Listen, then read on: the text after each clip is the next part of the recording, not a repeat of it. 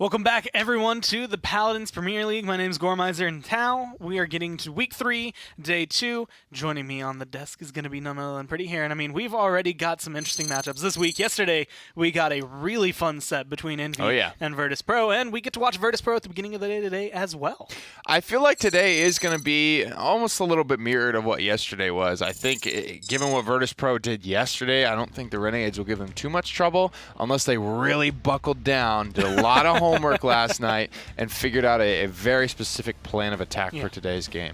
Well, today is actually going to be probably one of the ones that kind of catches my eye. A lot of the interesting things that Renegades have been able to do in the past wasn't replicated yesterday, and that's kind of, I think, the big issue was we expected a little more, and I think everyone kind of expected to see a little more out of them than we really got to see. And the question is how much of that was them, how much of that was NIP being really prepared, but we're going to have to see how that all goes through. We can look at the schedule for today, because obviously we've been talking about Renegades and NIP, and then Renegades and NIP yesterday. Renegades Virtus.Pro is the first one today. NIP and Envy is going to happen later, and I think that's the one that everyone's kind of looking forward to, because it could kind of be what we saw to Virtus.Pro and Envy yesterday. Yeah, NIP played extremely good yesterday, and that style that they played, I truly feel would be effective against anyone. It doesn't matter. They were putting so much pressure on you, and it's just a human problem, right? Having so much pressure on you, having to react so quickly. These are some of the best gamers in the world, and they couldn't do it, right? So this NIP style is very vicious, right? And I think it doesn't matter if it's Na'Vi, Envy, VP, anyone in this league, I think that style is going to be almost that new meta for NIP. Just be hyper aggressive, put so much pressure on. The pressure's on NIP now to stay undefeated. They can actually go up 3-0, and I mean, they're number one right now because of their differential and the fact that they haven't taken a loss. But Envy's probably the team, again, that's favored, but yesterday was a pretty big shakeup for them. And that's one of the things, like, you know, knowing that team, I guarantee the first thing they did when they went home was sit down and rewatch that set, go through what did we do wrong here, what did we do right here, like what was it that was causing us a lot of trouble. We had our speculations. I think a lot of it was probably maybe focused on kind of like the Drogos versus Leon matchup, and that's something like we never saw VP really hover towards the Drogos, but Leon is going to be pretty big because when you look at players like Invocal, his aim is so ridiculously good, but yesterday was kind of an off day for him. Yeah, Leon is going to be a big pick in this matchup, you're right, between Hecate and Invocal. It's you know, Invocal is the rock monkey of this matchup. It's the hit scan player that Hecate is going to have to square off with. Their champion pools are going to overlap in a lot of instances. And I think Hecate just looks so good on Leon. That's what they'll look to prioritize here. Invocal can and will and has been that real hyper carry for the Renegades. He has popped off when he was on SK.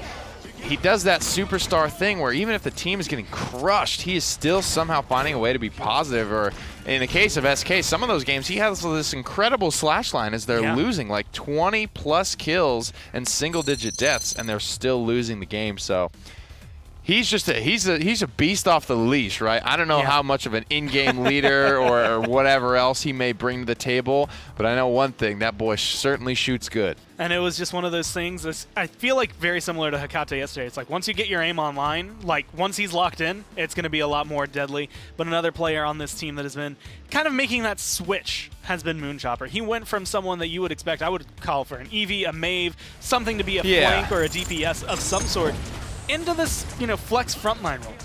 Yeah, he's definitely, you know, had to go through a pretty rough transition into this role. It's a very different style from what he's doing. I think another similar player to watch is Diggy-Dog. Diggy-Dog was a very flexible, kind of like hybridy blaster player for his squad. Chopper played a lot of the blasters too, you're right. Played a little bit of that Mave, a little bit of that Shaolin.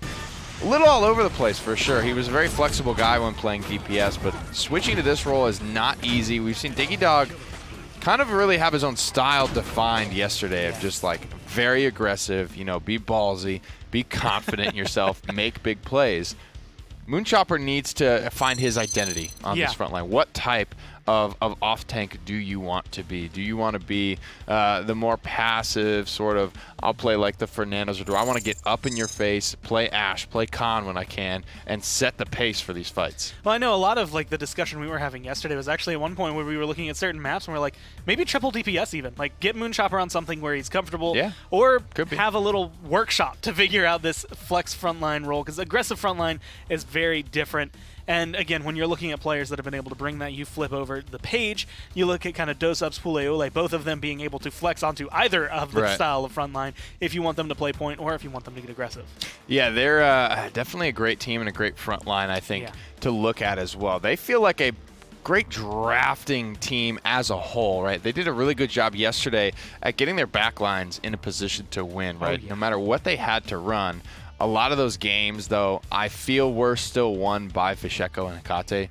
I love to get the front lines credit. I love to give the supports credit when I can. Vex had that incredible play on Ice Mines there. One of the best support plays of all time in a Premier League match. So they really are the whole package. And we can really talk about one thing that is going to be surprising when I mention it. The sub for the team, by the way. Poor man doesn't even have a jersey with his own name on it. Wearing Cephacloud's jersy. And that's Puleule, who, again, I think he's going to find himself main roster very shortly. I mean, if they keep playing like this, I can't imagine. Like, again, it's very much like we've mentioned with Shadow and Loki, where it's just like you have to have such a stellar performance, a stellar reasoning to replace this guy again. Yeah. It's going to cause a lot of, I want to say, turmoil at making that decision.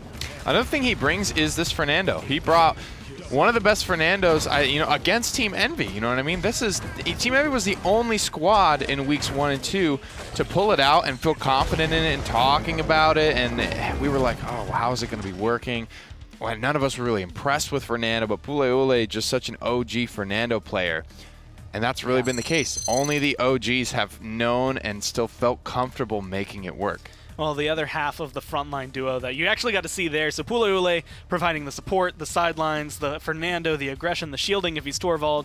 And then Dosups has been the one kind of jumping around, bouncing around to the kind of the point tank. We saw a good amount of Barrack yesterday as well, which I think is the thing. North American teams were bringing him in, but he was finally being able to hit it more in a kind of style that felt like the Na'Vi. It did. Exactly. You're exactly right. This was the first, team outside of Na'Vi. And granted, it hasn't been a ton of time since they were doing it, but prioritizing this Barrack very, very highly. And Dosups played so well on it yesterday. It's a little bit, reminiscent of what Lazy did in that set. It was so highly picked for them, so prioritized for them. And he was making it worthwhile. He was making it a very powerful pick for them. And, Do, he's just an excellent human being all around. So it's very, I think, great to see this Virtus.Pro roster come together, work very hard, and for that work to pay off. You never want to see a team that's this humble and works this hard not do well. True. So I think it's a really good thing for Virtus.Pro, the way that they kind of went yesterday. I mean, I've been really happy with them. Again, when you look at it, like Dosups and Vex have played together before. Hecate, Puleule have played together before. Like Fisheko was kind of the new element, I guess, for everybody. But it seems like just based on the cameras we've been looking at, they seem very relaxed, very confident in each other, especially after yesterday's win. And the thing that I'm most excited for is because I got to sit down with Moonchopper, so I kind of know a little bit because we have an interview with him coming up. But I'm interested to see what Dosups feels about this crew because I feel like everyone on Virtus.Pro has said the same thing, and that's that we are very confident. So we're going to go ahead, jump to both interviews, one with Moonchopper and one with Dosups. There were definitely like some ups and downs, a lot of downs, honestly. We were in a rut for a while, I would say. We started to climb out of it, and then we would go back in, and I don't know. It was always like a roller coaster, but the closer it came to the league starting, it was on a climb. It was on a huge climb. There's still a lot to work on. Like we have a lot of talented individuals. However, the one thing we need to get down now is like team play, and just coming together as a team. The most difficult part for us is, losing our fifth Sephi. He's not here right now. So we had to bring in a sub right before we, about a week or two before we started playing. So, we practiced a lot. We were getting our synergy down really good. Then we brought Pule in, and, congrats to Pule for really adapting fast. He's not set in his ways at all. He's like, all right, what do you need me to do? I'll do this, and constantly working on it. Playing against former teammates is a fun aspect, Like we're going to be playing against Kanga soon, playing against Avuli. I'm sure he wants to look for those kills, and playing against Cuss is fun. He's always calling strats, and it can get personal. It's a good dynamic. The last time we played them, I for a fact know that they have to have upgraded. They have to have improved a lot. It's of course getting used to the land setting, right? But we've also improved as well. So I'm pretty confident in my team. for the VP matchup? Yeah, so when Renegades lost Kliku, you know, I thought that was a big hit to them. I thought he was a tremendous player, but bringing in Vocal was a great decision. He's just crushing it, you know, and he's gotten through some of the earlier lands and getting some of the jitters on land, and I think he's really starting to like step up. It came down to when Kliku left to continue school and graduate. We were trying out off tanks. However, after like a couple weeks of trialing, we couldn't find the right fit for us. So we came to the conclusion of how about we try swapping me to off tank and finding a DPS player, since that would be way more easier. And thus we picked up Invocal. That was like 2 months before LAN started, and then that's how we ended up here now. So he's doing great. Shadow, he's super experienced. He's a grinder. He knows what he's doing. I think team is doing better than they, you know, were previously, and we're definitely not taking anyone lightly. There's not a team here that you can take lightly. These are all the best teams. So we're going in, we're preparing, we're watching demos. Our coach Spuds is doing a lot of research and analytics and helping on drafts and stuff. So yeah, I mean, we're confident going into both matches. We're gonna do the best we can.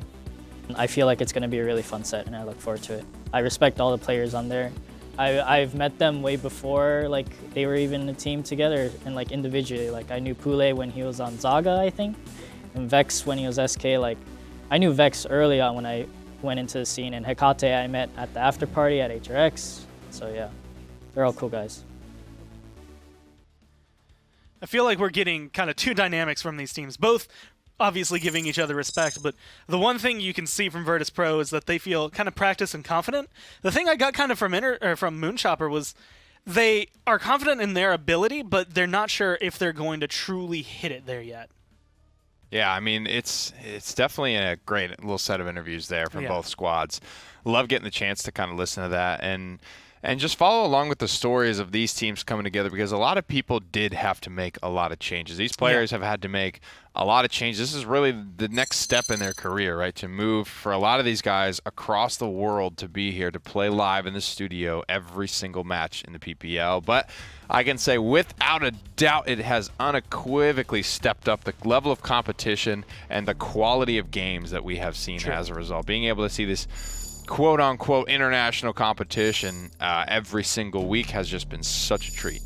And just watching these teams, especially when you have, you know, players like Vex, you have players like Dosups, like that have been around the scene for a long time, players like Moonchopper, who kind of was flourishing into last year, right? He was starting to rise at the end of 2017, definitely rose in 2018. The history all of these players have with each other is another thing to really watch at. They've played each other countless times, either through LANs last year, through HRXs in the past, high-res expos, any of the world championships we've had. It's just incredible to finally see it kind of culminate. I will fight to protect the sanctity of the wild. The Cassie ban here, in this Ash game, as well. You win or VP you no, die. Renegades There love is their no middle Ash. ground.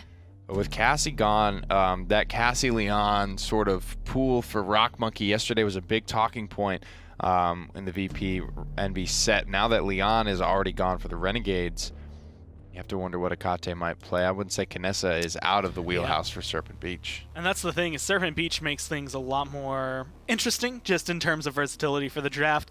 And one of the things I actually, again, have to give respect to the coaches for one thing, just because when I came in today, Spuds was just outside, like he's getting the smoke, and I looked at him, I was like, so today is today like your easier day? Like obviously Envy is going to be an incredibly difficult set. They're looking at this set the exact same way they were looking at it yesterday. So like they, again, not underestimating them. And so the Khan, the Barrack, the Genos, that's the kind of lineup you can expect from a team. Not only has the confidence, but it's probably prepared for you as well. Time to destroy our enemy. Ruckus will be the selection here. He should be fairly effective with no Cassie on the board to counter him out.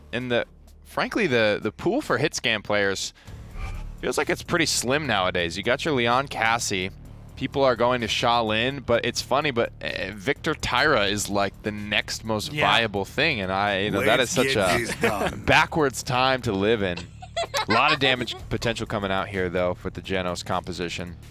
There hasn't been a really like well-established meta across the league. It really has felt, set to set, team to team, matchup to matchup. These guys will pick very different stuff to try and throw the exact opponent across from them into a more uncomfortable state. Well, Fasheko on Eevee had a stellar game on Frog Isle. Yeah. And I'd say Serpent Beach is an even better chance for him to perform on this just because Serpent Beach is a better map for the Eevee. You get the Victor Genos combo, probably going to go in towards kind of what you'd expect out of Leon there for Hecate. So do you have a team that you're feeling a little more right now? I think the Renegades draft is easier to execute. I think it's a little bit more what we're used to. This draft from VP is good. It's just a newer style, I think. These Genos comps are a newer thing that we've seen before, but they've almost exclusively been triple DPS comps when we've seen them before. But now it's up to VP, I think, to find that value in the new style with Genos coming through in the meta now. You know, I'll be honest, I think through every international LAN we've ever had, every PGS we ever had, and anytime I've seen Hecate play, I don't know that I've ever seen him play Victor before. I think I have seen it a little bit. It's very uncommon, you're right. It's not a, he loves his Leon. He loves his snipers as well. But he's got to do what he's got to do. Yeah, the boys in production remembering they did play a cardio game. A cardio game? Wow. Yeah, getting that's even going deeper in that LATAM PGS hours, man. They'll take you on some wild rides. Well, he hit him with a dab. Renegades having to come into this one. Honestly, I'd say this is a must-win for Renegades. Virtus.Pro still riding that high from yesterday, but we're on Serpent Beach. We've got Dave. We've got Evan. Take us through game one. Here we are. Thank you, Gore. Thank you, Nick. What an interesting matchup to look at to start off the day. You got a team who's riding hot. Big win over Envy yesterday for Virtus.Pro. On the opposite side, you got the Renegades, who had a tough 0-4 loss. And this is a very big momentum game, I think, for both teams. I think this is a, Gore said it, I think it's a must-win for Renegades, or at least must perform well if you suffer another tough 0-4. It's going to be a good team check there for them if that's the case. No doubt about it. And it's really a must-win for Virtus.Pro as well, because they just beat Envy. And if you lose to Renegades, you've almost negated what you've done. You've taken a win off a team you shouldn't have gotten, at least in the standings, and now you're losing to a team you should have beat, if that's how it goes. But I like Renegade's adjustments here. I think the Ruckus is going to fit a little bit better with them. But Ule already finding viral. That's the support. That's bad news. Already 63% on the point as well. They're getting off to a roaring start here. Shadow gets melted there by Fasheko. And now on the back line, Inara on Invocal, excuse me, on the Inara, she is going to trade back some damage. But oh, nice shot there from Fasheko. And point number one closing in here for Virtus.Pro. And Fasheko picking up where he left off yesterday. This Eevee is going to be a thorn in the side of Renegades. Fishy swimming through the air on that broom like a fish in the ocean. And he's also delivering a bunch of damage on top of that. So he's not only looking good, he's getting results. Flying up there, though, gets hit with a big explosive arrow, though, Dave. It's going to go into the wormhole, and this is so big for the Eevee on Serpent Beach. Not only the high ground, but these angles she can play. Blink in, blink out. Where you think you're safe, she can reach you. You can't reach her. And that's what Fishy's going to try to basically just kind of control for the next push for 2 minutes. People talk about the Leon into the Eevee as well. I mean, that's not necessarily a great matchup for anyone. I mean, if you got a guy like Fasheko playing the Eevee, it's going to be hard to hit regardless of what champion you're playing. He's playing it to a T right now. Virtus.Pro have about 1:45 left, but still not very much space to go for that payload. And Vocal, a guy yesterday who, despite going down 4-0 in their series, was constantly making an impact on those games. I mean, they relied on him heavily to provide a lot of that damage, and you saw time and time again he was able to do that. Not really coming out in their favor, of course, yesterday, but they're going to lean on him today as well. In that same vein, nice stuff with the Ice Storm into the through time and space. That's a beautiful combo that we should see more and more of, with Eevee and Genos both being back into the meta. You can't move out of that thing if she locks you in with a cripple. But the thing that Invocal's usually done is overperform. We haven't seen that yesterday, although he did do a great job. Nice little double damage there on the presence that pierces targets. And Enlightenment, it's going to whiff. Unfortunately, Barrick's just a little too short to get hit by that thing behind the payload. But at the end of the day, we're used to him overperforming. That shot usually is hit by him, and now he's getting traded out with. That's what Renegades need to figure out. You can't forget about Hecate either on the other side. A nice double kill on the Victor. Predicts Shadow's movements there. Finds the third in this fight for him. And now it's Hero on Inara, trying to keep this one from going through. The Renegades are going to get another respawn out here before this one goes through. So potentially one last team fight here for them. Only the Hexafire available utility-wise. The Overpower and Dome Shield is going to get used. Overpower the last one. Here comes the Hexafire trying to find some damage. Pule goes low and he goes down as well. Dosip answers back though. Moonchopper finding one before he goes down. Fasheko trying to clean up Shadow. He's hitting his shots right now, and he cleans them up.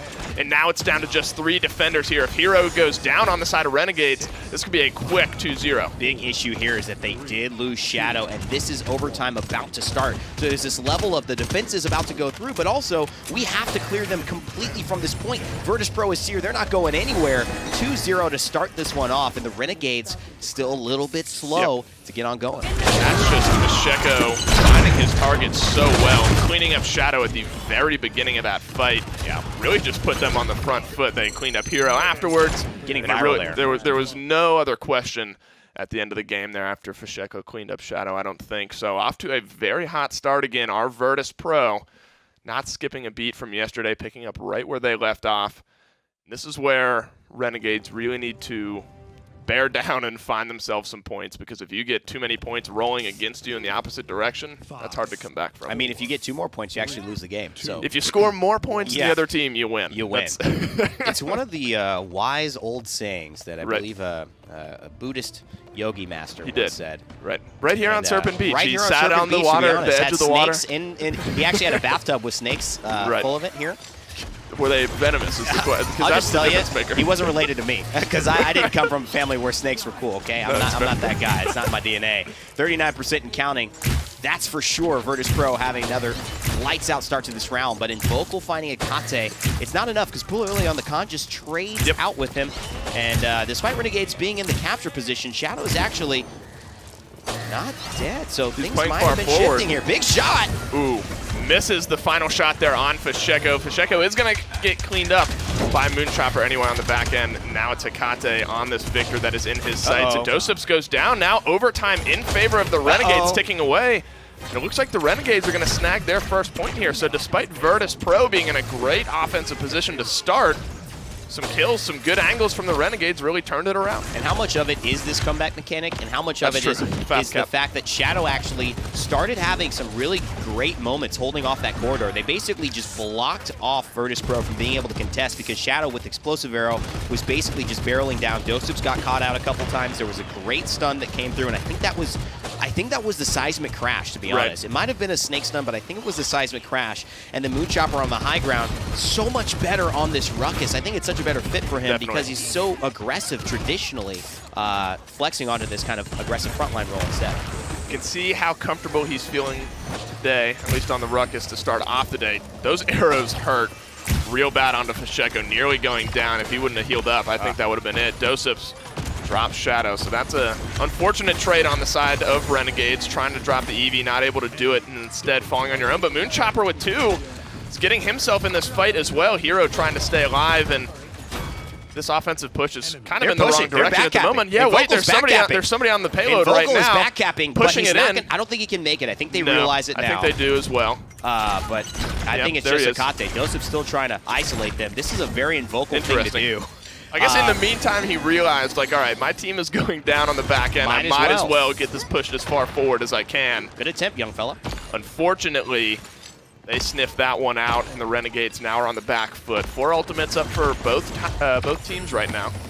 So a little bit of utility, but I mean, despite the payload being so far forward, it might as well be the line in the sand is drawn right here for Virtus.Pro. They have a few team fights to win on the side of Renegades. But just like Frozen Guard, it's a little bit of a tricky one, because if you die here, right, and they do 71 health to his name, they pick up Fasheko. What happens if you start to snowball these deaths into the fact that now it's just Bully and Vex? You find Doseps here. Now you've only got 2. Akate's isolated. That's another few seconds. He's going to go down. Shadow picks that up. So now Renegades are actually rolling. If they just keep getting 1 kill, they'll be 5 versus 4 for the rest of this push, and that's how it can actually get done. Akate still down. They do have 5 ultimates up aside right now. 15 seconds left. This could be a big difference maker for Renegades. 2-2 versus 3-1 is certainly a big difference. Ultimate starting to get popped. The Seismic Crash comes out, finds a couple, and Vocal and Hero are going to start off this fight, but Fasheko and Hecate are going to answer back with one of their own. Hecate's got the angle. Can he find the damage, though? He helps out Fasheko and cleans up one. Hero, the last line of defense here for the Renegades. The Damba's not going to contest, and Virtus.Pro with a clean team fight win it 3-1. So they focused on the payload, and Right. that was the thing that was unfortunate for this situation because Doe and Vex are the ones that are going to do the least amount of damage when undisturbed. And that's where Fishy, and then obviously Hecate, and then Puleule with the con and that damage just became a big factor. That was a big kill. Shadow knocking Puleule off with the arrow, and then of course putting this pressure onto Fishy. He gets the kill, but he dies shortly thereafter. I mean, all of that was really Shadow holding down this left side. Right. They showed some life there, though, Renegades. I mean, they did not go down easily. I mean, that really came down to one final team fight that could have gone either way. They won a pretty crucial team fight there in the middle of the game to catch back up to the payload that was pushed in there by Invocal. But they find themselves down 3-1. They had the fast cap last time, got the point capture. Spent a couple ultimates that time, but Virtus.Pro did not spend anything on that defense. The Seismic Crash and the Shaolin ultimate as well coming out. So they still have some utility to play with as well. The Dread Serpent comes out early, but it's going to get answered back with an Ice Storm and through time and space. No kills coming out just yet. Shadow finds one. The Overpower comes out, but there's not a kill on the back end of it just yet. Hecate cleans up Invocal. Maybe that's what we saw from the Overpower. So one down now on the side of Renegades for the Overpower, the Ice Storm, as well as through time and space. Viral kills Pule. Hecate drops Moonchopper, and Viral goes down as well. Shadow with a nice flank, though, and kills are going back and forth right now. VP are on the point. I mean, this flank was too late. Yeah. Shadow cannot 1v3 this, can he? I mean, he's trying to go for the God play, but it's not going to be enough. They are mortal. And Virtus.Pro will take game one. It was actually, a really good game. I liked the contest from both of these teams. Yeah. And at a certain point, Dave, you have to look at the idea of Virtus.Pro just continuing their momentum from yesterday. Yeah. That's really the key here. They realized we beat Envy in a big way. I mean, Envy came out hot yesterday, 2-0, but then they swept heavily 4-0 the last 4 games. Virtus.Pro know they have it. They know they can do it, and they do it here in our first map of the day. Let's send it back to the desk to break it down. I would honestly say that they even made a little bit of Virtus.Pro uncomfortable, like kind of pushing them down in Champions, Hecate specifically, but it still ends up coming out as Virtus.Pro's game. Definitely, and the comeback mechanic, really the biggest thing saving the Renegades there and helping them get a point on the board at all. Virtus.Pro looked very in control of that game for a lot of different reasons. There was a lot of little almost behind-the-scenes non-combat things happening. Like, for instance, there was a moment where Fish was on the high ground, 3 people looking at him, and he just sat in an ice block for, like, the full duration instead of, like, just, like, canceling it and blinking out. Yeah. It's because his whole team was, like, pushing under them, basically, and, like, getting progress made. There was one fight, the fight that went deep into overtime in the first round, that I'm just like, how the hell are they living this, man? I was telling you, I'm like, with a Genos, how are you staying alive? How do you have enough healing? Khan's definitely helping a little bit. I don't know if he was the cause for it, but Virtus.Pro played that very extended fight with Genos so well that it's almost like they cover the weaknesses that we talk about that Genos has, is that he can't really put out a ton of throughput to salvage a fight that's already going south. And the one thing the first thing I wrote down was the Genos, and his impact. It's one of the things we've seen the last couple of days, this last week really. But watching him plus Fisheko or him plus Hecate was just changing the game. Like Fisheko, those shots already hit incredibly hard. When you add the Genos boost on top of it, you don't know what to expect from this Eevee because you can't lock her down that well, and she's bursting you.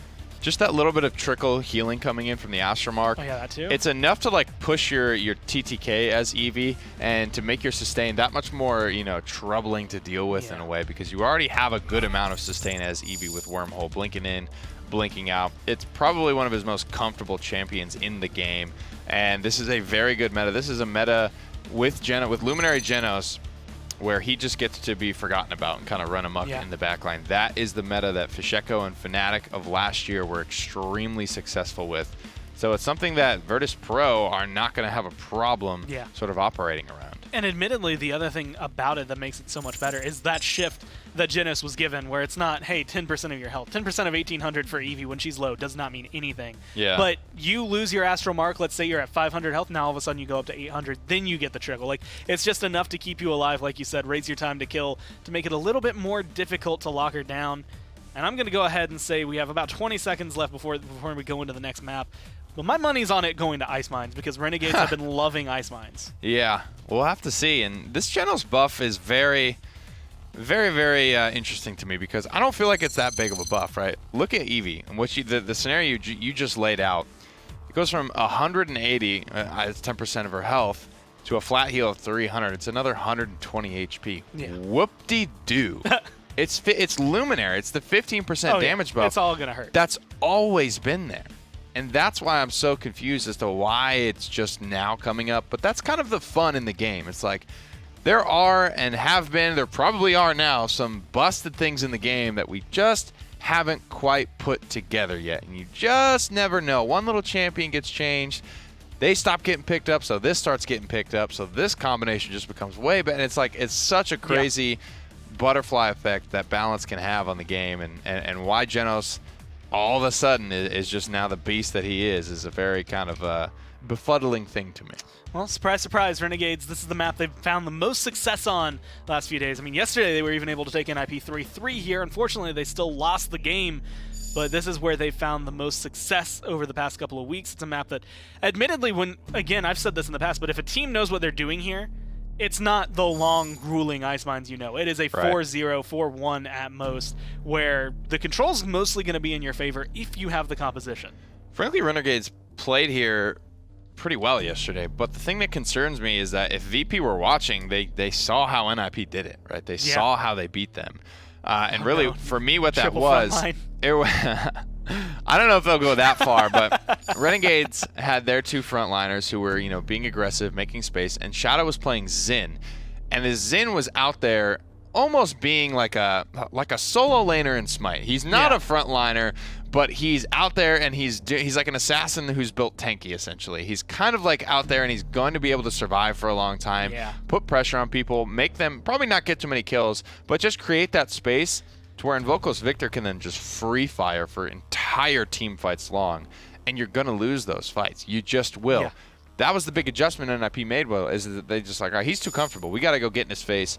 And that was like the moment the light bulb turned on for NIP. They're like, wow, just playing hyper-aggressive into these guys is working so well. Even on their best map, we're really kind of throwing them off balance here. So if VP do something similar, I think they might find some success with it. And one of the adjustments we were mentioning yesterday that I personally wanted to see out of Renegades, and it feels like they've done, and that's don't first pick something for Moonchopper if Moonchopper's not going to be kind of the center of the team winning, right? Yeah. They were grabbing Khan first pick yesterday, they were grabbing Ashe first pick, they were doing whatever they can to get Moonchopper onto something that he was, comfortable on.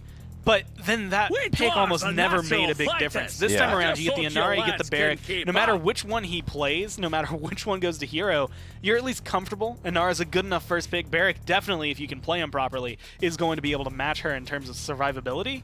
I actually really like the way Renegades are approaching this draft now. So obviously Xin is not a blaster, but he's very often played by the blaster players, just as it is right now.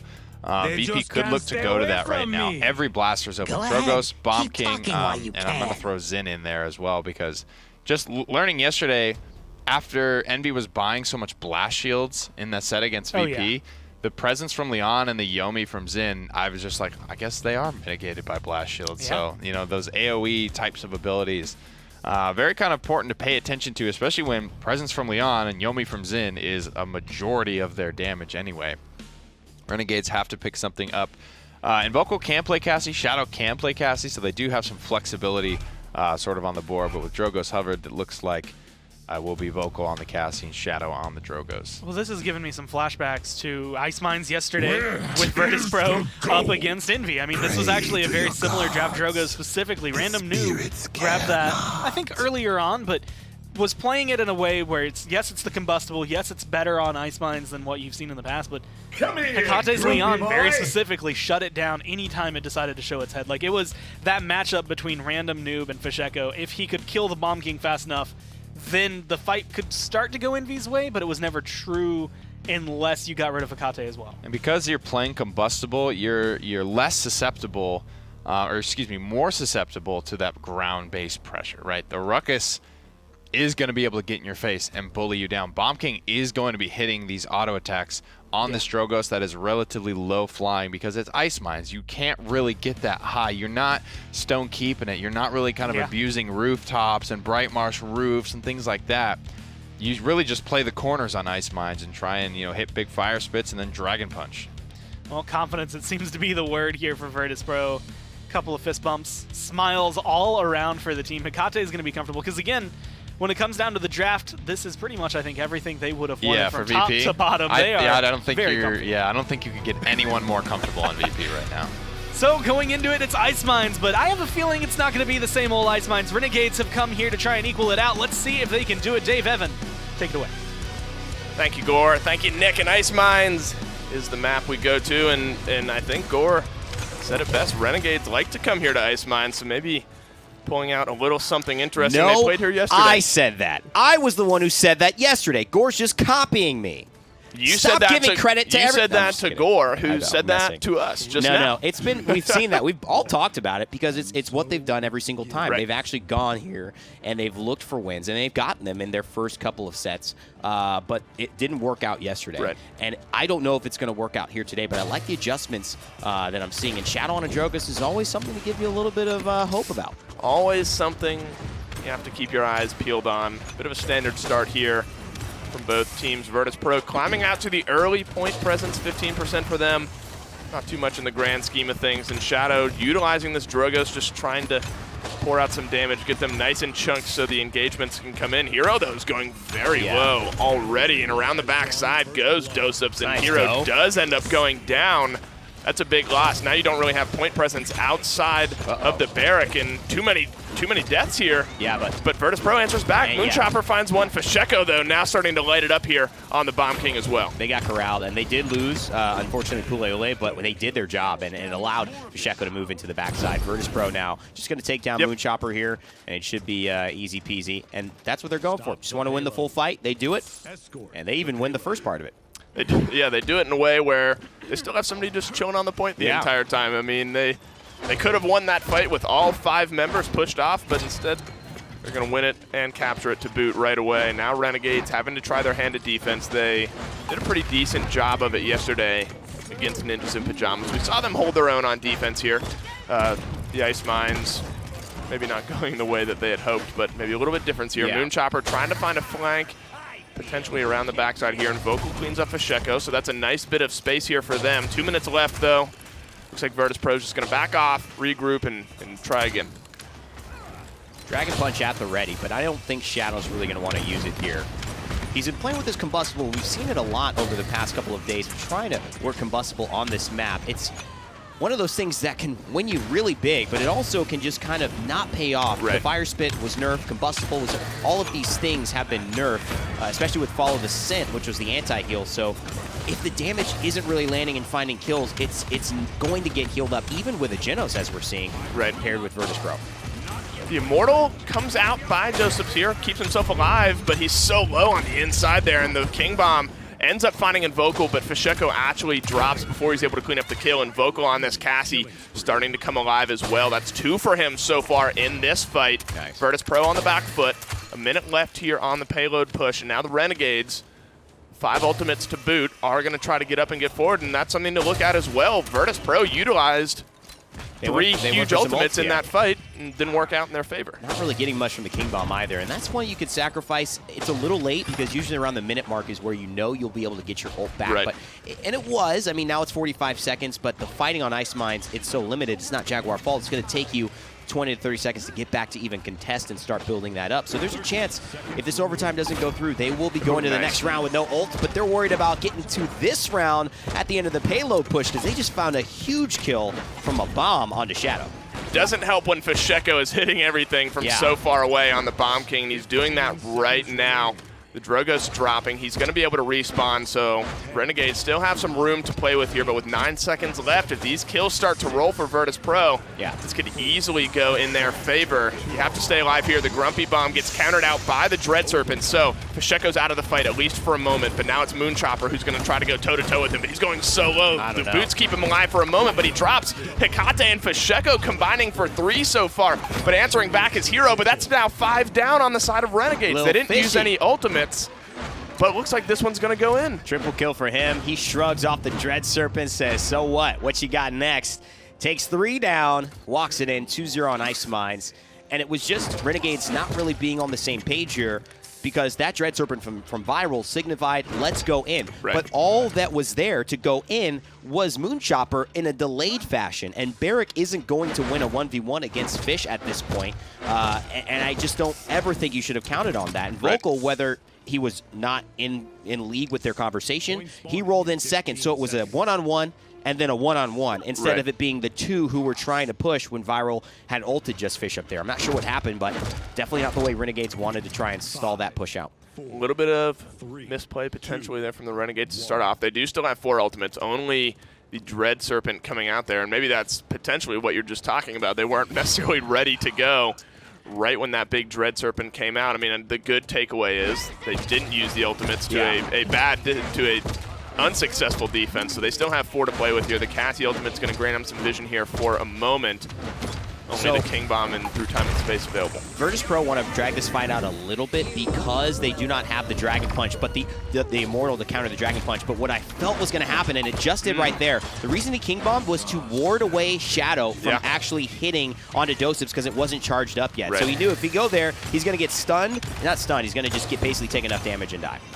And it worked out just for the moment. Renegades on to the point, 23%.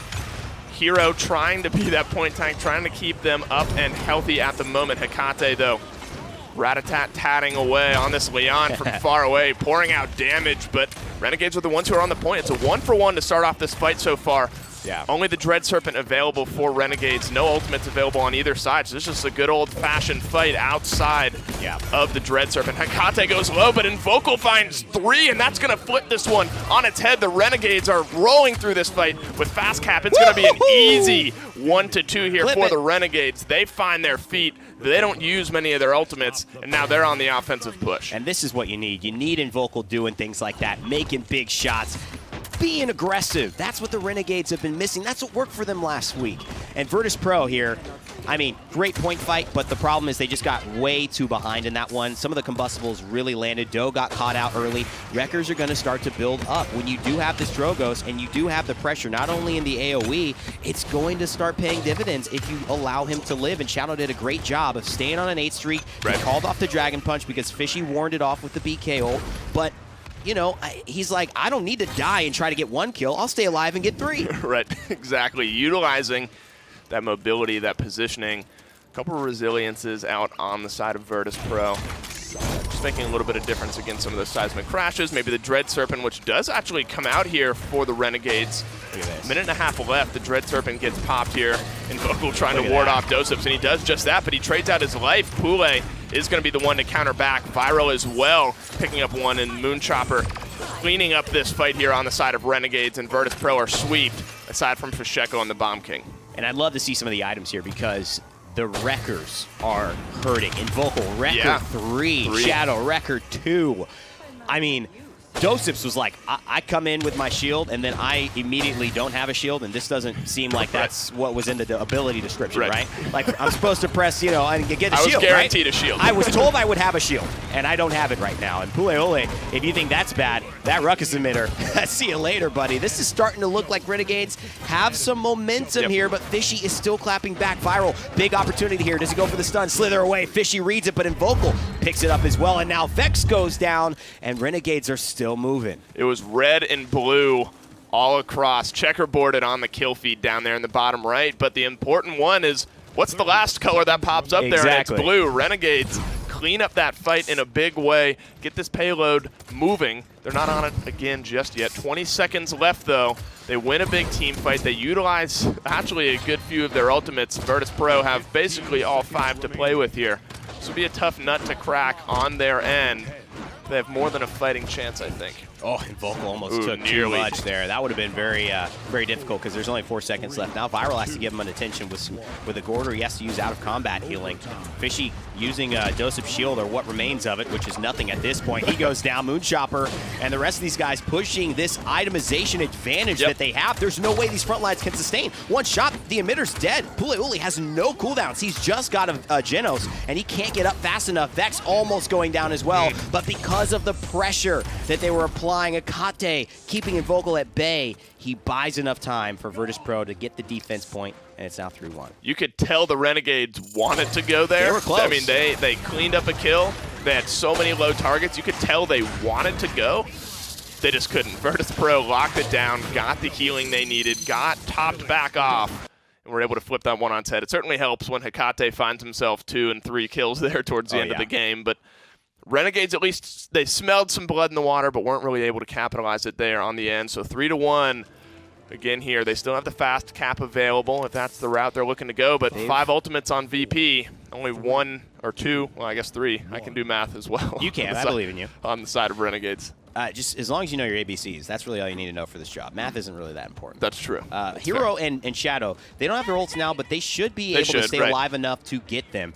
The big key is that Fernando does have his ult up. Fishy has the BK, so Virtus.Pro can push the objective here, but they're just going to Dread Serpent, and they get Dosups. That's actually the counter to Shadow's Dragon Punch, so now he's free to do it. He may be okay going in, even if it's trading out with Fishy on a BK.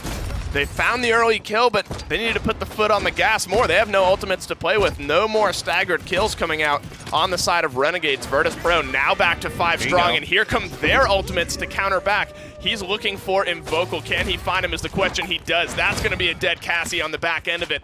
Fisheko starting this fight off on the right foot here for Virtus.Pro. Here comes a Seismic Crash as well. The Immortal answers it back, but Moonchopper drops Pule on the backside. Dosups keeps himself alive.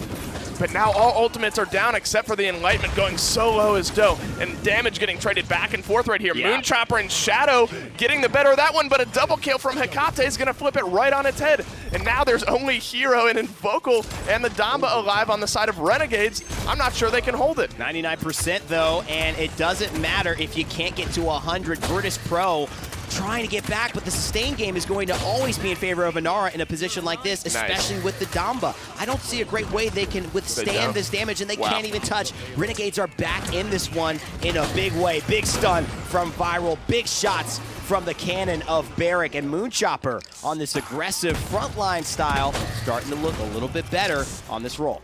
And that is so huge for the Renegades to win that one, because I was iffy because they used their ultimate so early on in that point fight, and they only got 1 kill. And I was like, all right, Virtus.Pro's going to respawn. They're going to have all their ultimates, and then they're going to come in and win the fight. But Renegades sustain a couple intermediary kills here. Fisheko not trying to go down easily on this Bomb King.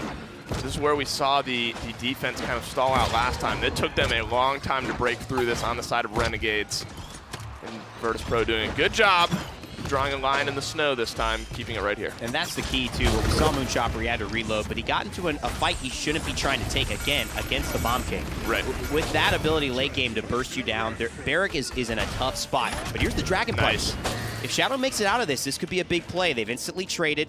Now Hekate's in trouble. Combustible starts to work a lot right here. Forces Dosup back. Hekate by himself. Enlightenment are dying. He's just going to choose the second. And now they have a lot of momentum. That was a very good Dragon Punch. If he gets the salvo, does a little early, find a little damage on Vex, things could be in trouble for Virtus.Pro. They need to keep the foot down on the gas here. The respawns are starting to come out. They only have a minute left, but they have the advantage there at the moment. Shadow trying to find some damage. He's got some clumped up targets there on the backside. Hecate still has the Enlightenment to play with if he chooses to go that route. You see Dosups on the right side on the Fernando. They have good cover on essentially all the entrances to this final push here, and Renegades playing it very carefully right now. They had a moment, but they're going to slow it down now, just try to find some damage. They know that they have the ultimates if they want to use them, but there's lots of low targets on the side of Renegades. Dosups drops. That's big for Hero to clean him up. Now Shadow, and the rest of the kills could start falling here. Hero with 2 in this one, and that should be it. Renegades going to clean up Pule on the backside. And that's going to go in, and a nice team fight there from the Renegades makes it 3-3. They have momentum with Hero, and there was no way you could hold all those chokes. Dosups can't peek his head out there into the big open, Broadway, Main Street light, like we say sometimes, because he's just going to get lit up. These front lines cannot sustain at this point. And even on the side of Moonchopper as well, he cannot sustain. That barrack shield, that barricade, it went down almost immediately after Hecate was shooting at it. So at this point, both teams need to adjust. They need to either step on the pace so that there's no chance for these shields to be burned. But the game that they're trying to play against the Inara Damba right now, you can't win it, especially with Invocal and Shadow on Drogos and Cassie. You're just going to lose. They're going to lose. Look at the ultimate utility. You got 3 on Virtus.Pro. You need a Terminus for this situation. 4, almost 5 there on both sides. I mean, the ultimate's not really leaning one way or the other. Some more resiliences coming out. 4 out of 5 members on Virtus.Pro have them, so some of those crowd-controlling ultimates are going to start hitting just a little bit less here on the side of Renegades. The Jamba, the Dread Serpent, finds some targets. The Immortal comes out as well as the Dome Shield, so some early ultimates getting popped. But it's Renegades who find the positional advantage. They're the ones on the point now, zoning out the rest of Virtus.Pro. They have to be careful not to die on the back end of this one, though. I'm curious, though. Hero going a lot for this kill on the Pule, and he's not on the point. That's one of the things that have really helped the Renegades to keep the pressure on the objective. It's Moonchopper there sitting, though, and he uses the Dome Shield to stay alive, and it ends up translating into all of this. Vex trying to find a couple of kills. He made the big play yesterday, and he's going to get one now. How much will this snowball? Fireball could be huge here, but it's not going to finish her off. She's going to throw the wall up, and Nara will make it out alive. Virtus.Pro in control for now. They find themselves back in control. The Enlightenment and the Hexafire and the Dragon Punch, the only 3 ultimates that can get used here. So he can essentially look for anyone, can Shadow, and he needs to do it soon. 63% in climbing. This will go very fast if they don't make their way in here very soon. He's finding some damage. Here comes the Flame Spit. He's got to get out. Not get finding high. any targets on the back end of it. They hear the King Bomb coming out, and they're backing out. Yeah. Does not find any targets. That's well played. Now Pacheco, potentially There a little you out of go. position. Here comes the Dragon Punch. Who is he going to look for, though? He's trying to find a target. He finds Pacheco. That's the damage Gotta dealer stay now alive. down, though. Josephs cleans him up. That's a 1-for-1. The Hexafire coming out on the backside as well. 90% here for Virtus.Pro. Hecate, the Dread Serpent, comes back up and hits a few targets as well. If they clean up the Damba, this could be bad. He steps into it, but it doesn't matter. He gets in. cleaned up. Hero, though, dropping one on the backside as well. Hecate, Hero with 2. Now his eyes are on Vex. Can he make it 3 in this fight? Not just yet, but overtime ticking away. Hero's on the point. Pacheco comes back into this fight and finds himself 2, finds himself 3. He's flipping this one on its head, and Virtus.Pro are going to take it 4-3. Wow. Wow. that was back and forth. Wow. Nearly Renegades, nearly Virtus.Pro, but coming out on the end of it is VP. The respawn came in, and Pacheco cleaned it up. Very, very interesting into that game. A lot of back and forth. Could have gone either way. Definitely not clean from Virtus.Pro. No. And almost for Renegades. They've Yep. gotten better each game. Will that mean that the next game is the difference maker and they're able to finally take a win? VP don't look to be slowing too down, I guess, as of now. No, I mean, remember, that's one of the Renegades' better maps. They looked Yeah. a lot better on it. Virtus.Pro, though, taking the win. Let's send it back to the desk to break down game number 2.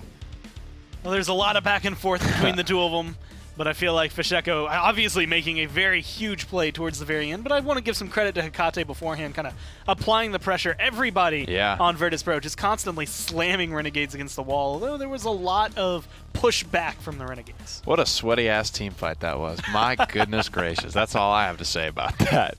I mean, 2 good kills, though. I think the front line gets a couple of good ones. Yeah. The dive from Pule Ule, he got walled off, and eventually Seismic crashed and killed.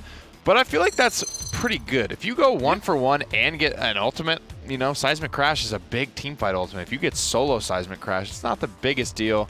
I think if that had saved the life of his Cassie, that might have been a little bit of a better look. But you know, he's crying over spilt milk at this point.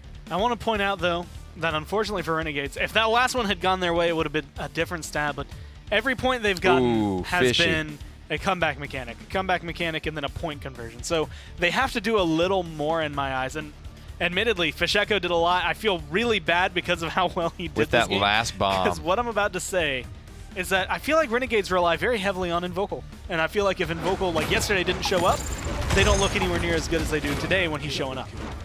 Here's that rotation. I think the Grumpy Bomb stunned out Shadow.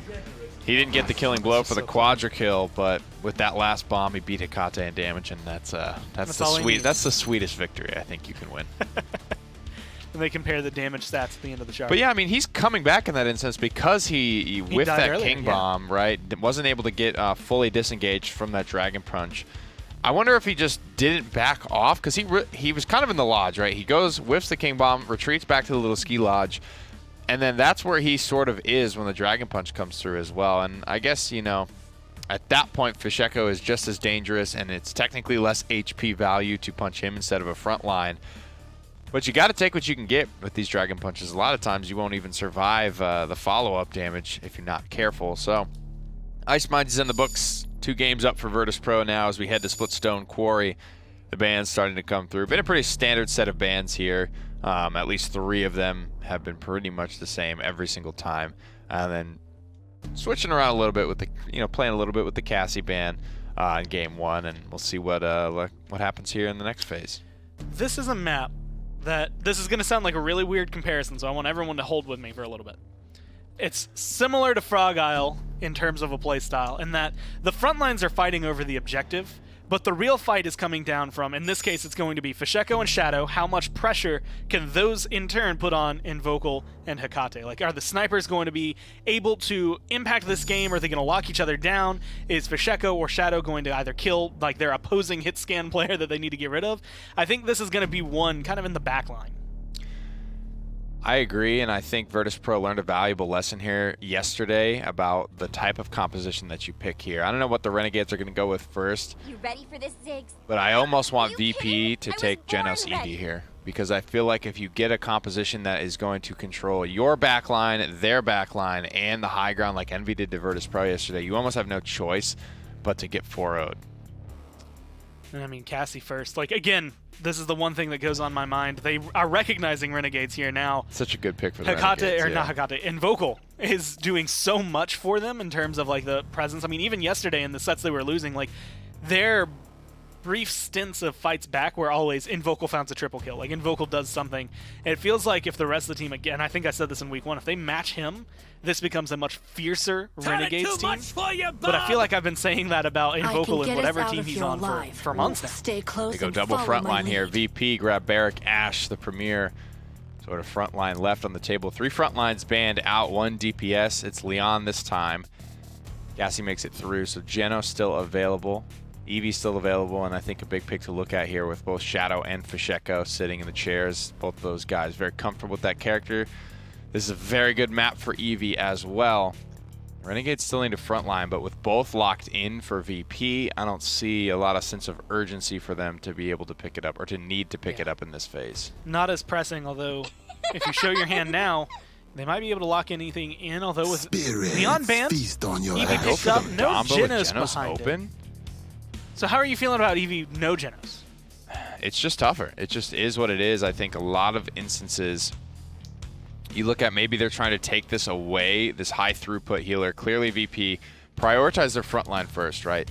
So if you're prioritizing your front line first, you're maybe looking to win off of your front line a little bit more than your back line. And Domba is going to be able to keep these front liners healthy longer than a Genos would. Now it will be the Luminary Bomb King here. Renegades in a position to maybe pick a similar style to Envy yesterday when they were able to control all of kind of the pressure points in the high ground areas overlooking the objective. It's pretty much it. Eevee in the backline, Cassie in your backline, and then Ruckus controlling the high ground that really kind of looks down on the objective, whether it's in the sawmill, whatever you want to call that thing with the lava side, or if it's above the bleachers just dumping rockets down. I'm concerned that VP may be picking themselves into a spot that they found themselves in yesterday against Envy that got them 4-0'd here. Well, Ruckus Eevee was a huge portion of what gave him that pressure, being able to get back, pressure out what was at that point, I believe, a Leon Hecate. But now it's going to be a Victor who, again, this is the second time today that we've gotten to see it, and it feels like VP may be reaching a little lower, but Hecate still made it look good earlier. Yeah, and that's kind of the thing about hit scan characters is that, Bomb King autos versus Eevee autos versus Drogo's autos versus hit scan. Yeah. It's like Hecate can do hit scan, and I think he's just good enough where it doesn't really matter. He plays the harder hit scan characters, so anything that, not saying Victor is easy, but he is a simple character that has some nuance to him, and I think Hecate it's definitely got it in the wheelhouse. I'm not concerned. And being able to come into this, the one that catches my eye the most, obviously Shadow on Eevee, but you have Fasheko back on Bomb King. That's going to be the one who kind of dropped the hammer at the very end of last game. Made sure to bring it when Virtus.Pro needed it most. But they're up 2-0. Renegades looking to try and fight this one back. They have the backline control, but can they actually pull it off? Let's go to Dave and Evan to take it away. The question of the hour, can they pull it off? They certainly put themselves in a great position to do it. But an interesting thing on the opposite side, they favor the Domba over the Genos despite having Shadow on the Eevee. Yeah, and I think the Genos is good here. It really works as well for Virtus.Pro because we saw so many times the Ashe get Void Gripped out of her battering ram shoulder bash. And now they don't have to deal with that. She can still get stunned, and that's something that Viral is going to be looked to do. She can also disengage from Cassie. So a lot of counters on this team. We'll have to see how each one plays this start. What are the matchups you're kind of looking at here? I mean, obviously Eevee is someone who can get up into your face right here, the flanks. Yeah, I mean, Ruckus and Eevee, we saw them kind of push off, right? They're going to just throw whoever's on that balcony off. You cannot sustain against it. And now they have your whole back line, and they're corralling you underneath. They're corralled underneath here. Shadow's finding some damage, but instead it's Pule dropping in Vocal, so they're getting corralled themselves onto the opposite side. Red and blue checkerboard right now in the kill feed, but at the moment it's Virtus.Pro, 69% here on the point.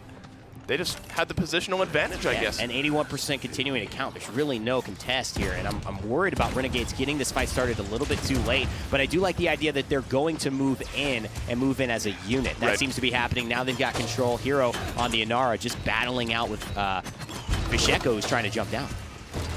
Hero on Inara, getting himself back onto the point. You have to be careful here if you're Visheko. Can't be going too low. He's actually going to get aggressive here on Eevee. Who's going to get the better end of this? He's laying some traps for it. Does not end up getting the kill. Neither of them coming out with a kill in that one, but he goes back in. He read that perfectly, did. Visheko can shadow clean him up. Instead, Visheko gets the upper hand on that one. Overtime ticking away here for Virtus.Pro. And it looks like a fight's about to break out. Hero getting bombed on from the backside as well. This is not looking good for Renegades, and look at this. Moonchopper's going to fall. Virtus.Pro the first part, and they ended up taking the last part as well.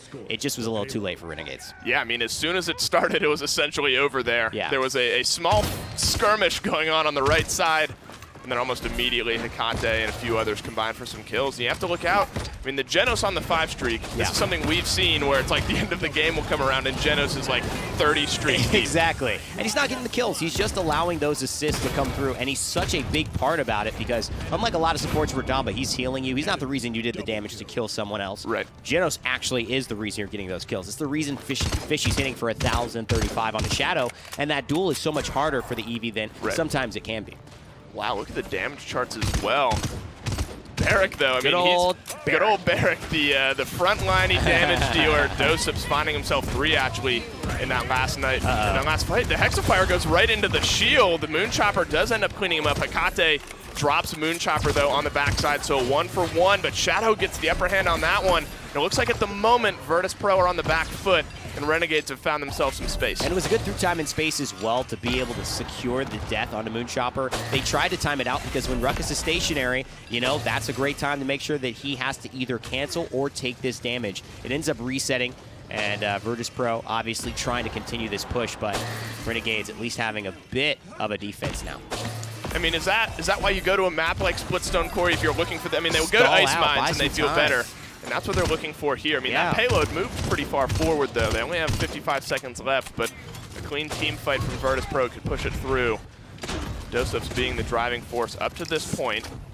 Pule is looking for a bit of a flank here. Shadow gets the better of Hecate again, so that's a great start here for Virtus.Pro. Moonchopper holding down this high ground, trying to find some damage as well. And Vocal doing a good job flanking on the backside, and this is where Renegades like to play, giving Vocal some space and allowing him to do the damn thing. 30 seconds left as well. It seems like Pule is kind of trying to make a last stand here, hold this high ground, but Shadow's going to knock him off of it. He's starting to get going as well on a 5 streak. They got about 20 seconds left here, though. Only the King Bomb for Virtus.Pro. You have the Ice Storm, you have the Dread Serpent. Some vision from Cassie is available as well. So they could get the better hand, but you got to be careful. If Visheko is going to be able to hold this high ground, the Grumpy Bomb's going to get walled off. So actually, nice play. You actually got Hero, but the wall prevents them from going through here. 3 seconds left. Fight could break out. You got to keep your eyes on Visheko. If he cleans up too many of these kills, this could go in Renegade or Virtus.Pro's favor. Absolutely. I mean, Fishy is dominating this game right now. He's just got all the control. He's causing Inara to throw the wall up at weird angles, weird times. These fights are just rushing when they think they have a little bit more to defend against. The stun there is going to be a little bit of a consolation prize for Viral. Virtus.Pro definitely dominating this one. And it looks like, I mean, Hecate has been the guy getting the double and the triple kills essentially every team fight. but it's like a quiet triple kill in a way where it's like Fasheko is the guy seemingly like wrangling everyone, and then Hecate kind of drives it home. Is that sort of what you're seeing on the side of Virtus.Pro right now? He's teeing him off, so to speak. You know, if you're playing T-ball back in the day, he's essentially holding the ball right up there for you, just a nice little swing, and you get your first base hit. It's not hard for Hecate on this Victor to clean up. You know, that's why you pick Victor. Exactly, but you see, for all those 2 kills that Fasheko has, and the 8 kills Hecate has, Fasheko has 6 assists to Hecate's 2. Hecate's cleaning up a lot of what Fasheko is setting up. Absolutely, and looking to do more of that this time as well. Virtus.Pro not tripping at all here starting on Splitstone Quarry. Hero's going to try to get on the point a little bit better, but yet again we see the flank coming out, the King Bomb from the Poppy Bomb. But he goes down. Shadow cleans him up. That was a good thought, but not so great in execution there. The Dome Shield as well answering back a little of that offensive power. You can't step in there too much if you're Hero. It's going to go down, but Shadow, we see him flanking again. Not at the moment. Virtus.Pro is back in their base, but to start things off, he made them uncomfortable. Virtus.Pro absorbed a lot of that pressure. There's a Dread Serpent as well. I mean, Fishy might have overstepped in that ultimate, and at least he's going to have another go at it. Right now, Virtus.Pro still in control, and they've had a better edge of that. Hero's been in some very interesting positions, trying to take flanks, going a little bit roundabout. He doesn't even want to let him get to the point. He's got a kinetic burst as well, and there's a through time and space. They've essentially deleted Inara, and that roundabout flank ended up costing him dearly. Shadow could go down here as well. That 1-2 punch deletes Inara off the map. I love it. Gets her off the point. Virtus.Pro find themselves up 3-0 here.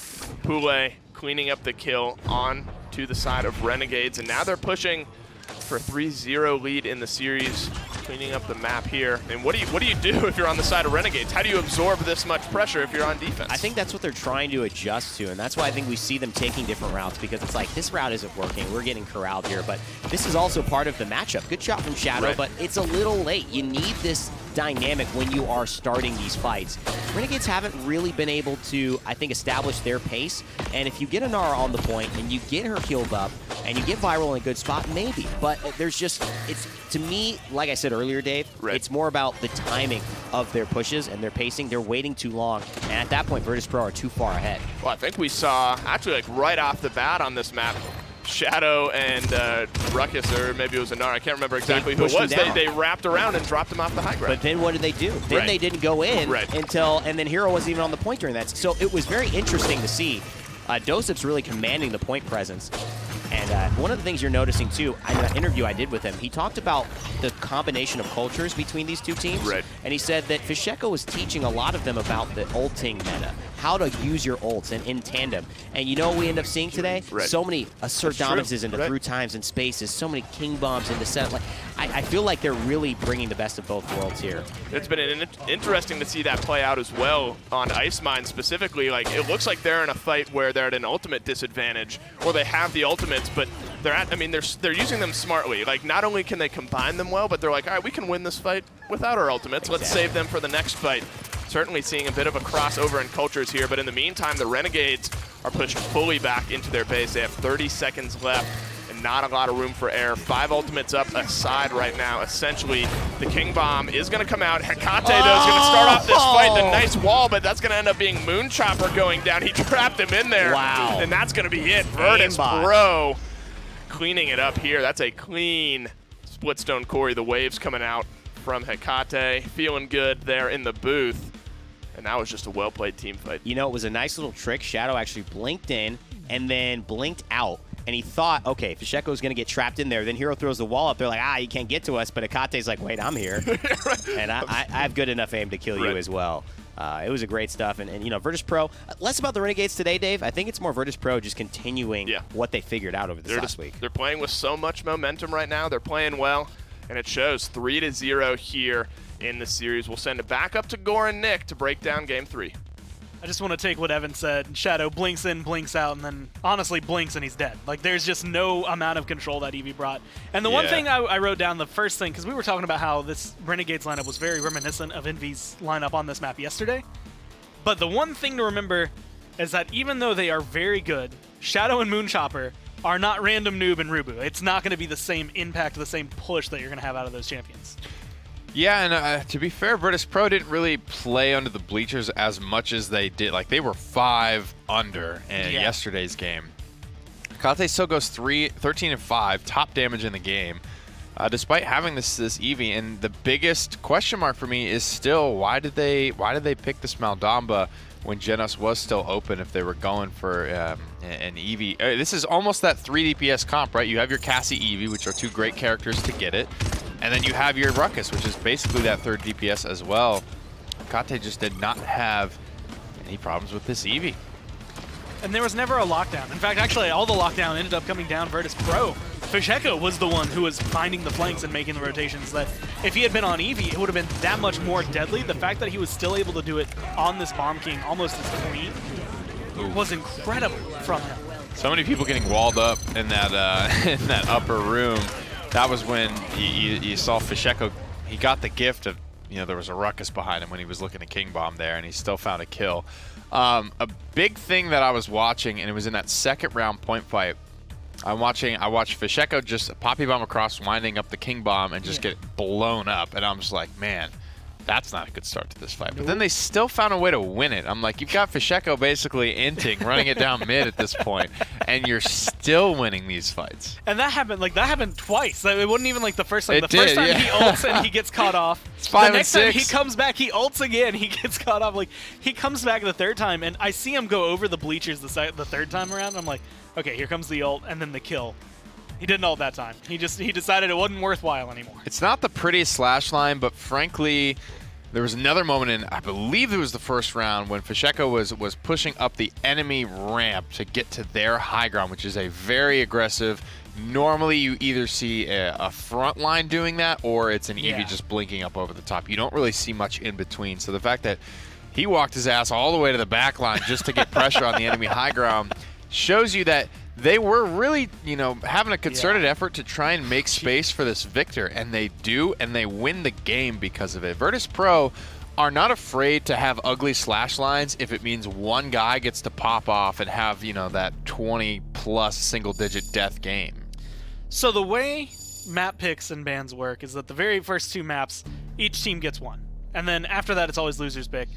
Renegades, I know for a fact, had to have picked Ice Mines because that is just in their map. Yeah. Which means they've picked Ice Mines into Splitstone Quarry, into Timbermill. Like, they are just running the stops. They want to slow this down as much as they can.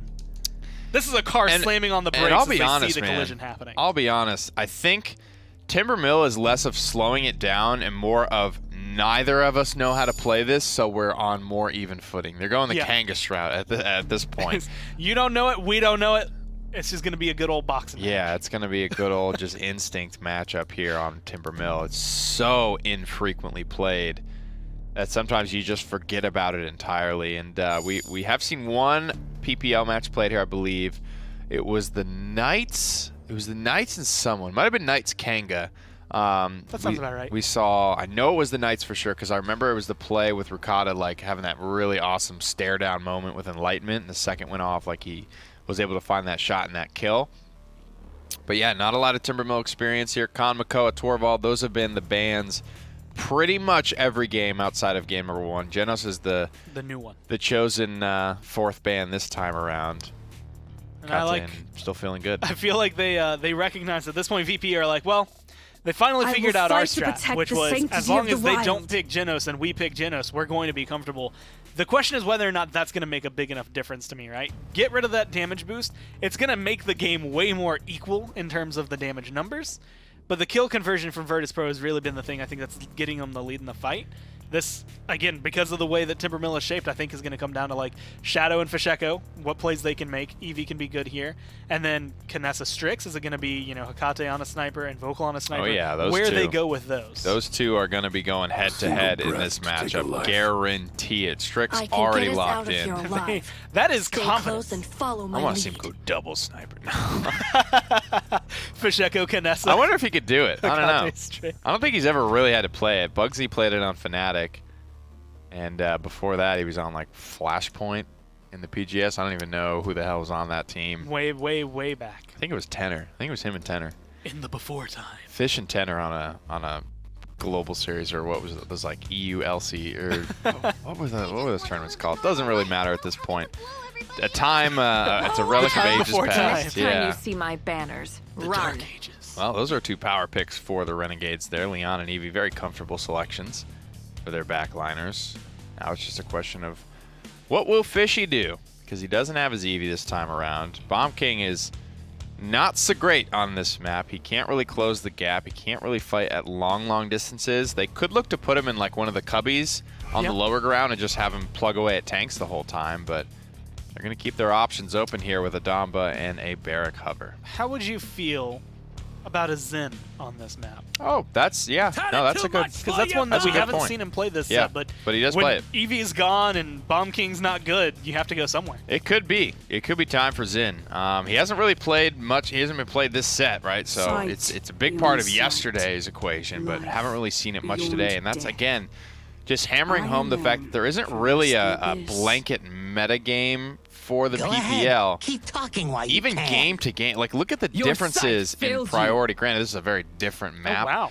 But this is such a different draft than we're used to seeing from these squads and from these teams. It really comes down to what team versus what team will dictate how these picks and bans go. As much as it's going to sound weird, I actually think I like Saris a little more than I like Maldama on this, just because Mortal Reach, when you're Eevee and you're blinking in really deep, it's still going to be able to connect with you. So the healing, I think, from Renegades is going to be on point, but Eevee, Shadow, kind of locked in. Leon going to be locked in on Invocal. You get Moonchopper back on the Ruckus.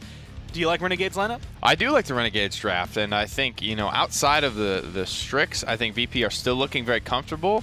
The only real question mark is going to be Fish on this Shaolin. This is not something he really plays too often.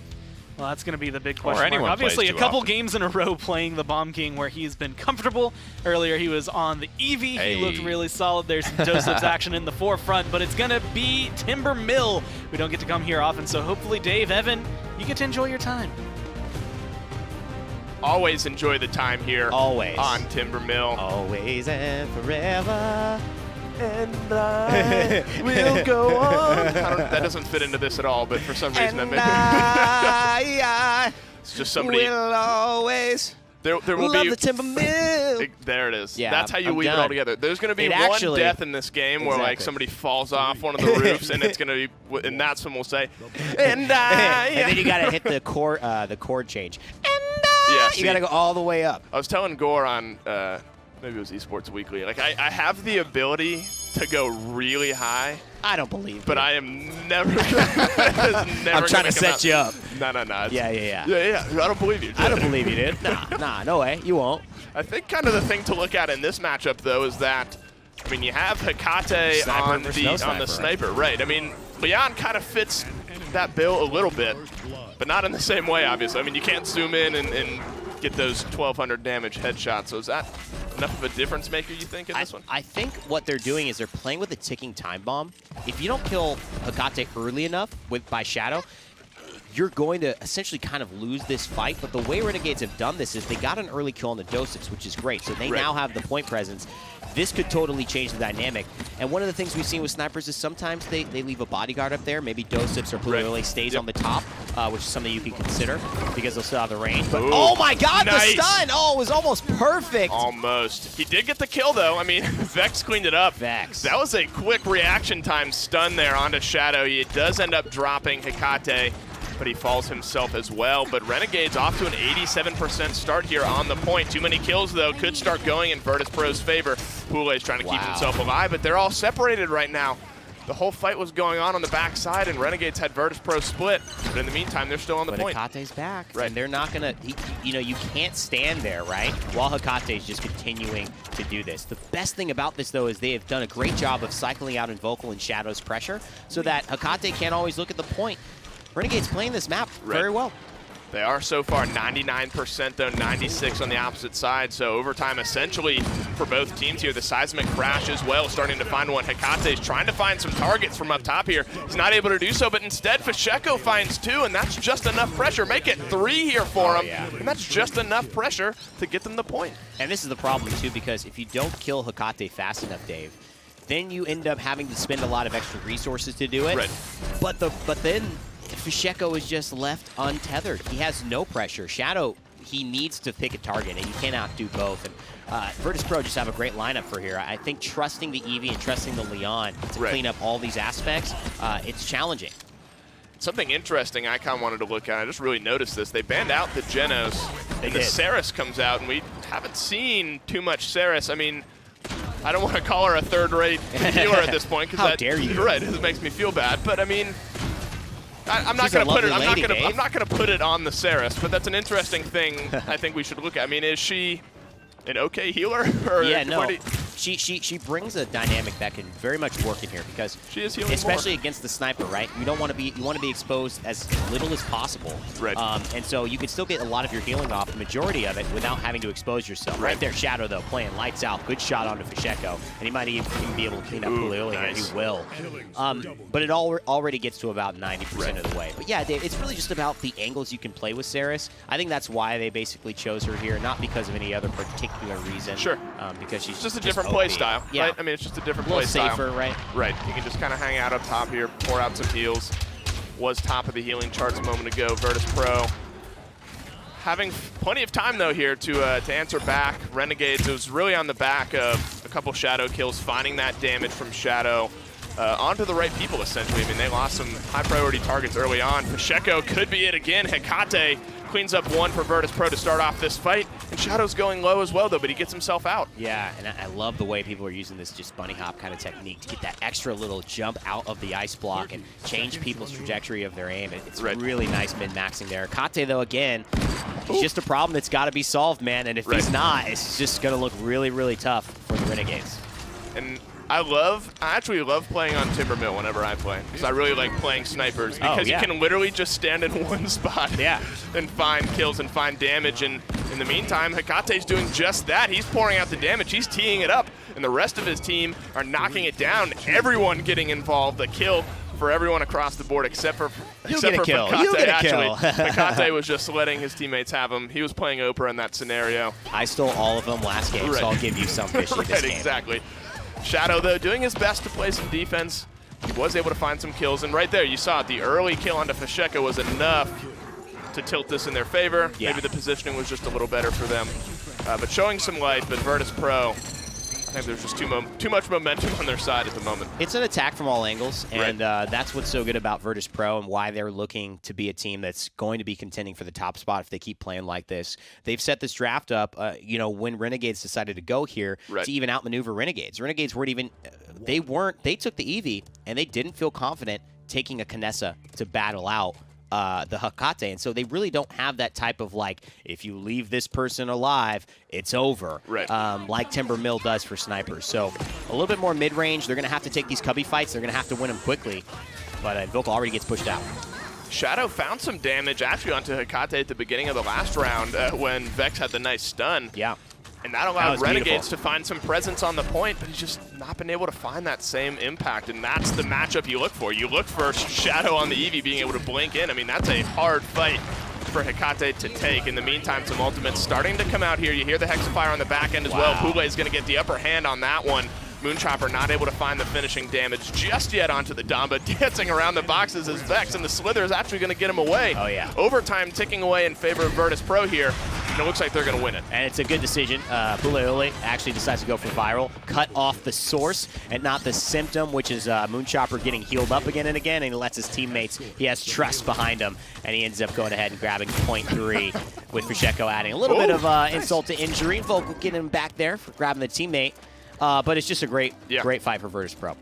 They found the kills, they found the damage. Fasheko going huge on this Shaolin. It's actually kind of an interesting lineup. I mean, he's traditionally known as a blastery player, but he's making his presence on this Shaolin felt. And is it just enough heads are being turned and scared of Hecate that he's able to find some angles as well? I mean, definitely. Is that sort of how you see it? You can't do it all. You can't prioritize everything, and especially if Puleoli gets in there on the Ashe. I mean, that's a ticking bomb if I've ever seen one. It's like, I have 5,000 health and I do 400 damage a shot. In 5 shots, you better kill me or you're probably dead, right? And I also have defense on my shoulder bash. I've got 800 damage if I need that. I've got a knock up. I've got an ult if I have to go for it. It's a stun. It's like, there's just too many things that I think Renegades have to deal with, and it's a tough map to come in here and not have all the answers because, that's why people hate Timbermill. You don't have the right answers. There's nothing you can do. In the meantime, it's Virtus.Pro who do have all the answers. Viral able to find an answer in the meantime onto Vex. But now the red kills start to roll out through. Pacheco dropping the last of the Renegades, excuse me. It's going to be one more. Going to be Hero on this Inara. But this fight looks eerily similar to the way it went last time. Oh, just yeah. team fight win after team fight win. 13 health on Hecate. Just not able to clean him up. And Virtus.Pro look poised to take it 4-0. Yeah, there's not a lot of strong, energy coming from the Renegades today, and I think that is less about them, more about Virtus.Pro. Right. It's And, just too much momentum. They're doing everything right. Right. And you can't take it away from a team like that. This is really not the Renegades party. It's Virtus.Pro again, continuing what they did yesterday and taking down Envy and dominating anybody who steps in their path. This is going to be a team to be trifled with. Seismic Crash comes down to try to find some time. I think it's just a matter of time at this point. The rest of the kills are going to get cleaned up here, and Virtus.Pro are going to push it through a clean 4-0 day on the back of beating Envy yesterday. Easy game, easy life, they say. All smiles in the booth. Feeling good about that one going into the weekend, and defeated faces a little bit on the side of Renegades. Yeah. A tough couple days for them. I mean, having to face Lots ninjas in to figure out, pajamas yeah. and then Virtus.Pro hot off a win. That's a tough couple games. I guess the best thing for it, though, is that you just got to say we did our best, and now Right. we've got a lot to look at. And There's a lot to, I mean, you get footage. you get footage. Hey, I've got some footage. Right. I happen to be messing up in all of it, but I know that I can look back at that and maybe make some adjustments. Right. Well, adjustments is what the Renegades need right now, but Virtus.Pro not looking like they need to adjust very much. Set 1 is in the books for the day. Let's send it back to Gore and Nick to break it down. I mean, that map was just clean. I guess coming down from VP is the best way to put it. There was a lot of bounce back. A couple of moments in Vocal or Shadow would put a little bit of pressure on, but it came down to something that Evan actually mentioned during the game where Shadow had to pressure out Pacheco and he had to pressure out Hecate, and you can't choose both. Especially with the front line kind of being prioritized there from VP. They get their Barrack and their Ashe. And then this is definitely a map where if you're controlling the point and you're really commanding the space on this map, it doesn't really matter what DPS you pick at that point, right? As long, those are not really high mobility. There's no vertical mobility for Shaolin and Strix. It's just the range, right? As long as you get someone that you're comfortable with at range, timing there is just too easy for Pacheco. Big damage across the way as well. Explosive arrows been picked up a little bit here, but definitely catching some fire, and Fishy answering our questions about what his Shaolin looks like. Now here's the thing, I wrote down that triple kill, and yet I completely forgot that the first kill he got out of that was an Eevee coming out of her ice block. I remember the rest of it as it comes through. Yeah, no, looking incredibly good. And one of the things that was, I guess, the biggest question mark in this ended up being such a huge staple for them coming into it, because this was just so consistent. Wow. Hecate was almost always standing in kind of the same space where you'd expect a sniper to be, finding those big damage shots, but Pacheco was really providing damage all around for the team. Yeah, hitting a lot of different people, having the Luminary scaling as well. We were talking a little bit about that. He's kind of floating around the 1450 damage mark in a single instance when you hit that full damage connection on the explosive arrow. You give up your ability to stun people, but you still get the knockback, and the extra damage certainly is nice. It's like it's 30% on that arrow, and you can hit multiple people, and you don't have to make direct contact for the explosion to still do damage. Well, the one thing that did catch my eye, because that was the first game Genos gets banned, right? That's the first time that they finally decide to deal with it on the side of Renegades. Vex transitioned to the Maldamba seamlessly in terms of healing, but the stuns that he was hitting were really what kind of caught my eye. There was one early on that was maybe a little too late to save Hecate, but even at the end, as the payload goes in, there's a stun that comes out of nowhere. It just lands right onto Shadow. Yeah, those are definitely big moments there where you can see, those support players will have an impact, an impact. And one thing that I definitely want to commend Virtus.Pro on today as well is they felt like in almost every game that they did have Genos, they were looking for some way to set up and confirm time and space. And I still think that's a very untapped part of Genos' kit. We don't really see those land, even if it's just on a one person. We don't see those land quite often enough. You could play so much off that, right? You have a lot, Ashe and Inara specifically, you have two big AoE stuns that don't do a lot of damage. Yeah. So with Genos coming back into the meta, I'm really looking at teams to start hitting that more often and start making that a bigger part of these team fights where you can really just win off the bat. A lot of times Seismic Crash and Assert Dominance won't get the follow-up that they really deserve. And that rolls back to something we had said earlier where Virtus.Pro had been, Doseps had mentioned, how important it was to get ult combos off, having like them work together, work in tandem to make sure that things connect the way they need to get the damage they need to. And that was something they were doing. They were like, Yeah. okay, cool, I'm going to assert dominance. You have to shoot right here. Look where she is. You have the vision. Hit this shot. And that happened on Splitstone Quarry. There was a point where like the Inara just got deleted because the ult combo that came down from the Ashe and the Genos. Definitely a lot to look at with Virtus.Pro. I mean, this is a team that is shaping up very, very quickly. And the more you look at the Renegades, you almost wonder, after week number 1, when they play Kanga, and they look really, really good, they come out swinging, beat Kanga. It's pretty much an upset. Everyone, I think, is pretty surprised to see that.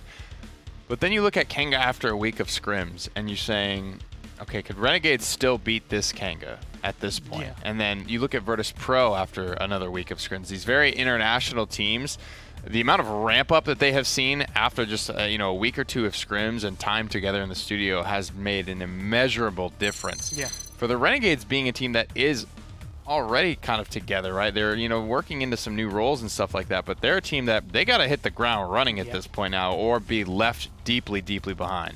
Well, they unfortunately again take another loss this set. They have to catch up. Virtus.Pro, as I've mentioned countless times this week, have been just living here essentially in terms of their scrims, and we actually have Vex and Dose-Ups ready to kind of go through and tell us about what it's been like getting prepared for this week. Hey guys, first of all, congratulations, a 2-0 week for you here. And Goremizer said it best, I think, on the desk. We've seen you guys in here scrimming essentially every day this week. You guys have probably been in here more than we have. How good does it feel not only to beat Envy yesterday, but then a clean 4-0 win here today? That Envy set was a huge morale boost. You know, we went in like, this is going to be a real tough one, but, we're good. We can pull it out, and we ended up pulling it out. We kind of rode that momentum into Renegades. And Vex, on your side as well, we saw a huge play on Genos yesterday. Obviously, it made the rounds. And today it seems like you could really play anything. You had a nice stun there on the last game to clean up Shadow on the Eevee. Does everything just seem to be rolling in your favor right now? Is that just too much momentum on your side? It's easy to win when you're getting carried. That's the way I feel. Like my team's just carrying me right now. I'm just sitting back, healing people, hitting a couple ults here and there, hitting a couple stuns. That's really all I got to do right now. My team is absolutely popping off right now. That's a really good team dynamic to have. I'm sure everyone would say, well, the rest of the guys are really doing all the work. So that's a really good way to look at it. What does the next week have in store for you guys? More scrimming, I assume? Yeah, definitely scrimming, but we also get to go home. We've been in the hotels for 3 weeks, so we're going to head back, recuperate, grinds, and we have a super tough week next week. Absolutely. Well, listen, congratulations, guys. It was a great week for you here. We have another good set coming up next. We have Envy, we have Ninjas in Pajamas, but we're going to go to a quick break just before that.